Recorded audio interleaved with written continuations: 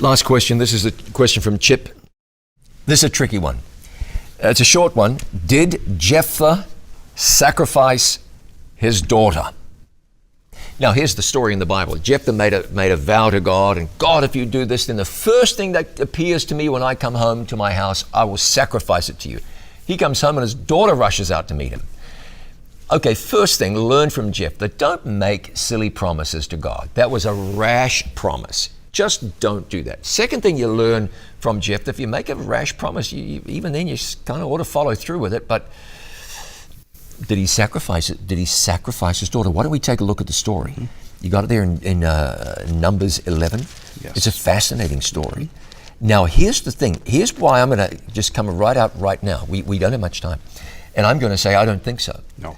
And the reason is, over in Hebrews 11, he is mentioned as one of the great individuals of faith. That's right. What do we glean from the story itself? Sure. And, the likelihood is that the sacrifice was she remained unmarried for the rest of her life and living in his house. So that was the sacrifice on her end. And so, if he had truly sacrificed her physically and she died, well, that'd be just paganism and heathenism. And so obviously he didn't do that. So the point is that he made a rash decision. Don't do that.